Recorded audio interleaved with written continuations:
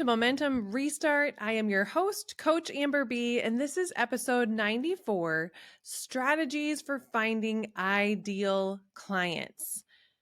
Notice I didn't say finding clients. I said finding ideal clients. There is a question that I ask a lot here and in every coaching call, every intensive. You probably know what it is. And that when you're planning something or trying to strategize on how to get somewhere, I want you to first ask yourself, how do you want to feel? The reason why this is so important, and I use this in every 90-day planning session with every client, it's also a question you're going to see every week in the 90 Days of Momentum Journal and Planner.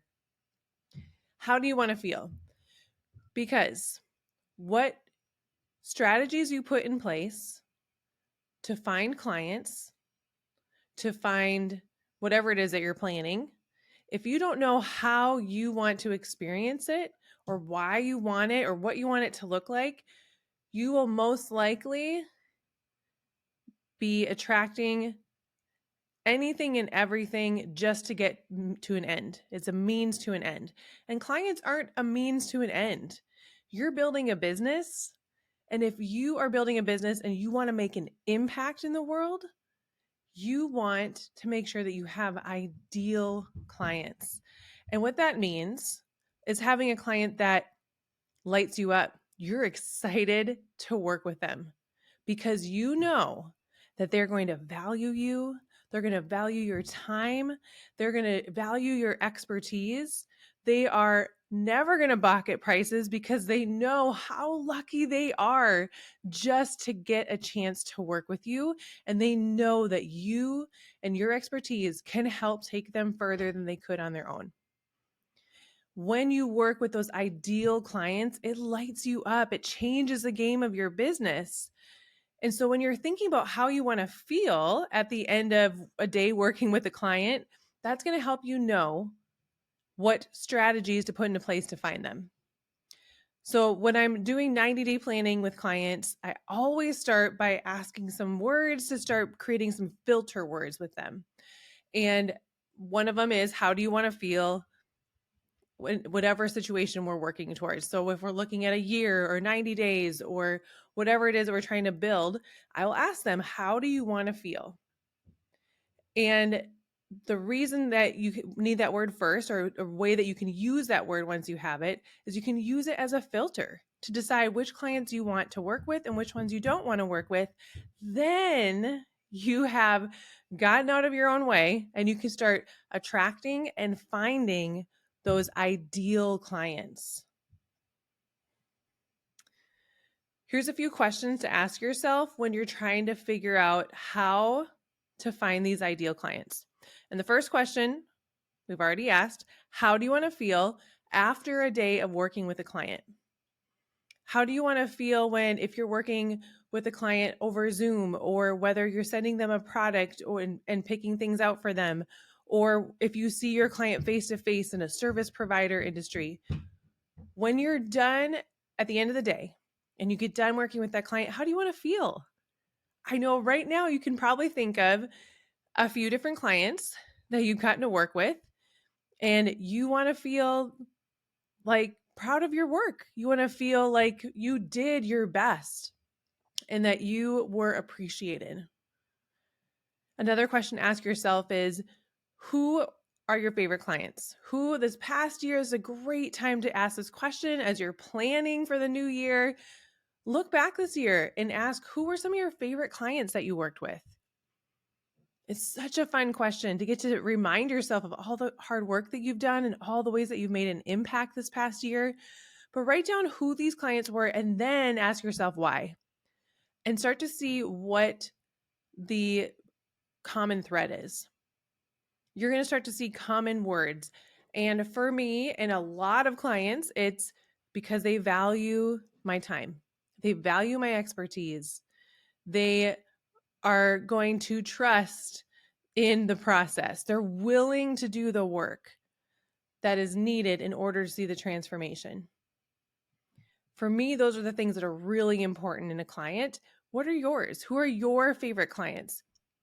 Some of my favorite clients I've worked with are those who want to grow, who are so ready to learn, because I'm the same way and I love it. When we are leaning into growth, amazing things can happen. They want to grow, they want to learn. And these clients also want to do things in their business and in their lives because they want to make an impact on others. They want to help other people.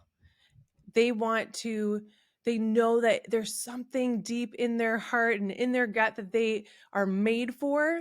And they maybe they might be scared, or there might be some mindset things we have to work through, but they know deep in their gut that they have this beautiful thing that they are made for, and they want to get there. They want to use their gifts and use their talents and use their skills and grow so that they can help other people and live a life that they enjoy, because there's so much more to life than work.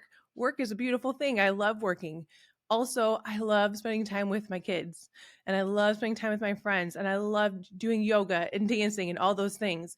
So those types of clients that value that type of lifestyle, I love working with those clients. So who are your favorite clients to work with, and why? And you'll start to see a common thread. And this is something really important to remember when you are having a chance to accept some new clients into your realm, and you're having a chance to decide if it's someone that you're going to offer something for them to work with, or you're setting up boundaries about what that package is going to look like, or the process or the product. You are the business owner. Let's remember that. If you forgot today, go back and listen to last week's episode, because I went all out on that one, reminding you that you get to decide how you run your business. You get to decide, like last week, I talked about how to make a profit so you can take time off. You get to decide when you take time off. You get to decide what your profit planning is going to look like. You also get to decide who you're going to work with. Just because someone's willing to pay you money, please don't let that be the only reason that you accept someone as a client. Value yourself first so that they can value you. And that means knowing when it might be time to say no to a client, and create space and energy to welcome in the ideal client, and trust that they're out there. Another question to ask yourself is, these favorite clients that you have, is where did they come from? Where did these favorite clients come from? Did you find them? Did they find you on social media? Was it a referral? If it was a referral, is it, what kind of client referred you? What type of client referred you? Where did that client come from?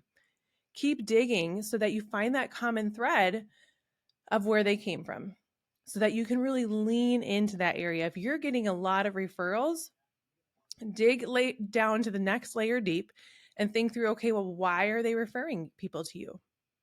And where did those clients come from? The ones that are doing the referring, where did they come from originally? What are some of the pieces that were in their client journey, their process, from the day they heard who you were to deciding to work with you, through working with you through the transformation, and what the outcome was? What was that journey like? And what were the pieces, the key pieces that were really important? As you're writing these things down, and remember, journaling, there's so much power in putting pen to paper, because then your eyes can start to connect the dots, and you're going to start to see a lot of common threads here. You're basically going to map out your whole client journey and how you want to run your business in 2024 just by answering these questions. So you've asked yourself how you want to feel after the day of working with clients. You've asked yourself who were your favorite clients to work with this past year and why. Where did they come from? What did their full client journey look like from very beginning meeting you to the very end and beyond? Hopefully you're retaining them and they're coming back. And the last question is so important, and one that gets missed all the time. And I could shout this from the rooftops every single day. This is a time to self-reflect. And remember, if you're noticing some things pop up that are like, ooh, that doesn't feel good, that's okay. Today's the day you can make a change.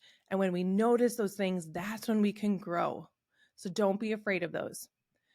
The question is, what type of client are you? What type of client are you? How do you treat people? And to be honest, this is something I've recognized over myself over the last couple of years too. Just the more I've been working in the coaching industry, making sure, wow, I have to make sure that I'm treating people the same way I want to be treated. We've heard that before. Treat others how you want to be treated. Jack told me that yesterday as a reminder, but it's so true. We attract what we are is what we attract. And so, how are you treating others that work in your realm that you are a client of? Whether are you contacting them all different ways that they said not to? Are you contacting them with a level of expectation that is beyond anything that you would ever expect yourself to give? Or are you treating people with respect and respecting their time and grateful for their expertise and respecting that they are the expert in their field and that's why you are working as a client of theirs, and trusting the process and communicating well with what you need and leaning in and being willing to do the work? Are you the type of client that you would want to work with? If not, this is such a cool opportunity to be able to tweak and make those adjustments and changes, because I promise you, being the person that you want to attract is one of the fastest ways you can make that happen. So just from these questions alone, before digging into strategy, just from these questions alone, if you map these things out, write them out on a piece of paper, answers to all of these questions, you're going to start to see a major common thread. And if you don't, reach out to me and I'll help you notice it. That's my favorite thing to do. Start noticing those common threads and how we can piece these things together to create a strategy for you to find and attract those ideal clients. The strategy, when you're creating it for next year, needs to be clear. First and foremost, you need to be clear about who you are. Before you're thinking about who those ideal clients are, who are you? Who are you? What's your expertise? Be confident in that. What are your boundaries?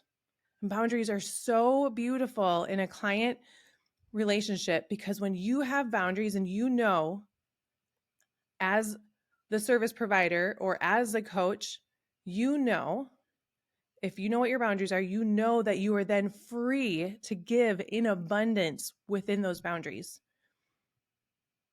And you never feel taken advantage of, because you know what the boundaries are and you have clearly communicated that to your client.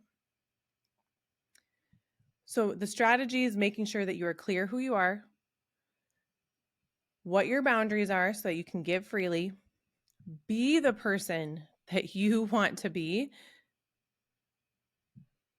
and you will attract clients who are like-minded. This has blown my mind how this is so true. Recently, the co-creator of Restart Collective, Jennifer Seiss, and I, we have launched the Resource Lounge. If you haven't checked it out yet, this is a group for impact-oriented women in business who want to make a difference, who want to live an intentional life, who want to grow their business. And it's a beautiful community. And through this last couple months of getting this up and running, we had a chance to interview past clients from this last year on Instagram Live. And it was so humbling and life-giving and amazing to see a thread. The thread was every single person that we interviewed on this live. We would get done with our interviews, and we're going to do this more too, because we still have so many important people we want to share with you. But we would get done with these interviews and we would message each other or call each other and be like, that was so amazing. I love that we get to do this work. And it was such an eye-opener of all these people have something incredible in common. And it's that they are impact oriented. They are others driven. They really want to see their work make a ripple effect. And we were so excited and realized, wow, us standing in who we are, and that is at the heart of both of us, which is why we love working together, is we want to make an impact for others. And us standing in that and being that has naturally attracted clients who want the same. It really does work. And then the last strategy, which is huge. Now that you know who you are, you're clear. You know what your boundaries are, so you're ready to give. You're practicing being the person you want to be, so you'll attract those like-minded clients. Fourth is to make sure you're around these people in every way. There's so many ways to be around these people and nurture these client relationships and leads. And remember, this is not something that happens overnight. You need to be able to create real connections and relationships over time that will build into beautiful clients that will stay with you forever because you have taken the time to get to know them, make sure they're the right fit. You are confident in the person that you are. They know who you are. And ways to do this, you can be in-person networking groups, whether in person, face to face in your community, or virtually in networking groups. The Resource Lounge with the Restart Collective is a really, really powerful way to be able to make consistent connections every other week in this space that with the impact oriented women in business. There's so many great networking groups. And we've heard in this Resource Lounge too, from the Restart Collective, that these women are practicing going into their communities and building networking groups. This is so powerful. Surround yourself with the people that you want to attract, and you'll attract more. Also consider who you're following on social media. So you want to be around these people in every way. These types of people, these ideal clients, where do these clients hang out? Follow those people on social media so that you're in their space. And those clients who have brought you some of those favorite clients, those referrals, nurture that relationship with that original client because so much more goodness can come from it. Maybe there could be a collaboration or a building a connection and just giving gratitude for them sending clients your way. Nurture that relationship. Ultimately, when you're strategizing and finding and attracting ideal clients, it's so important to make sure that you're starting with how you want to feel and then planning back from there. And whether you're planning your quarter using the journal and the planner that's now available, or you're booking a 90-day planning call and strategy call with me and coaching, or maybe we're meeting face-to-face next year in person with the Restart Collective, this is how it's done. In all of those methods, it always starts with how you want to feel. And then you can determine who your ideal clients are from there. And then you can dig deeper and find out where they're hanging out, who you need to be, who you want to be, and then make sure you're showing up in those places.